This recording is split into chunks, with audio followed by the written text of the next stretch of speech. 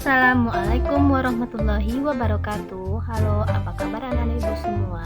Semoga dalam keadaan sehat walafiat. Amin ya rabbal alamin. Sebelum memulai pembelajaran pada hari ini, diminta anak-anak ibu membaca doa belajar. Doa belajar dimulai. Berdoa selesai. Nah, masih ingat nih pelajaran minggu lalu? Nah, pelajaran kita minggu lalu itu sistem peredaran darah pada hewan. Nah, baik pada hari ini kita akan belajar tema 4, sehat itu penting, dan subtema 3, cara memelihara kesehatan organ peredaran darah manusia pada pembelajaran 1. Nah, silakan nih anak-anak ibu buka LKS atau buku pakainya di rumah ya. Oke, standby.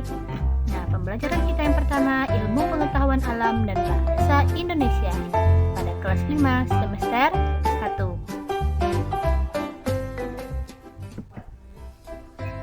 Nah, pembelajaran kita yang pertama yaitu ilmu pengetahuan alam tentang penyakit pada organ peredaran darah manusia. Gangguan organ peredaran darah manusia itu terbagi dua, faktor penyebab yang pertama dan yang kedua cara mengatasi. Nah, kita akan beralih ke faktor penyebab gangguan.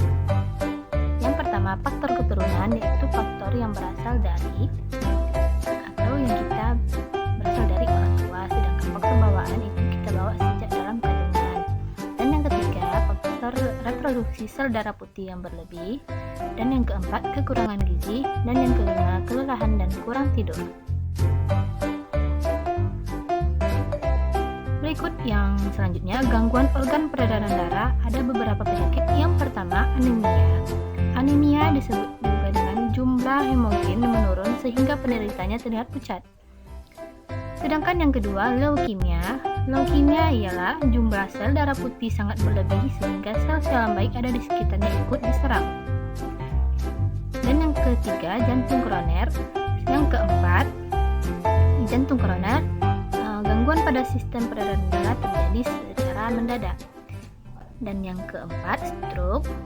Stroke disebut juga dengan otak matinya jaringan karena kurangnya asupan oksigen ke otak. Dan selanjutnya, hipertensi itu menyebabkan sakit kepala yang berlebihan. Nah, berikut cara mengatasi dan menjaga kesehatan organ peredaran darah. Yang pertama, istirahat yang cukup, seperti kita tidur siang, tidur malam jangan terlalu lama. Dan yang kedua, zat besi. Zat besi di sini selalu mengkonsumsi makanan yang mengandung zat besi. Dan yang ketiga, rajin berolahraga.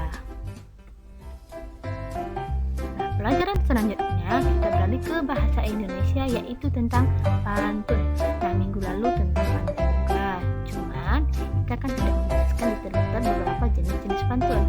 Nah, pada hari ini kita akan menjelaskan pada materi jenis-jenis. Nah, apa kemarin minggu lalu? Pantunnya itu bentuk puisi rapa yang terdiri dari 4 larik atau baris berirama silang AB-AB, irama yang indah dan memiliki makna yang penting. Pantun merupakan puisi lama Melayu Indonesia yang berasal dari bahasa kuno, yaitu tuntun, yang berarti mengatur atau menyusun. Pantun bersaja AB-AB.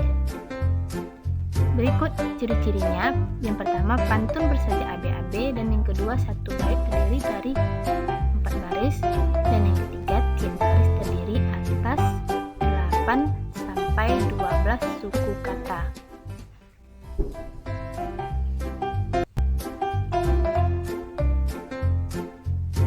Yang ketiga, bagian-bagian pantun. Bagian pantun ada 2. Yang pertama, sampiran, merupakan kata-kata dalam 2 baris pertama atau baris ke-1 dan kedua di setiap bait. Yang kedua, isi. Isi merupakan kata-kata dalam 2 baris terakhir atau baris ketiga dan keempat di setiap bait. Berikut jenis-jenis pantun berdasarkan siklus kehidupan atau usia. Pantun dibedakan menjadi 3. Yang pertama, pantun anak. yang memiliki kaitan dengan masa kanak-kanak yang menggambarkan makna sukacita maupun duka cita. Berikut contohnya. Dan yang kedua, pantun orang muda, yaitu mengenai kehidupan masa muda yang berisi atau bermakna perkenalan, hubungan asmara dan rumah tangga, serta perasaan kasih sayang, iba, iri, dan nasib. Contohnya, ini ada di bawah ya. Yang ketiga, pantun orang tua. Pantun orang tua ini mengenai orang tua, mengenai adat budaya, agama, dan nasihat. Selanjutnya, yang berdasarkan isinya, pantun dibedakan menjadi 3, yaitu pantun jenaka yang berisi hal-hal yang lucu dan menarik.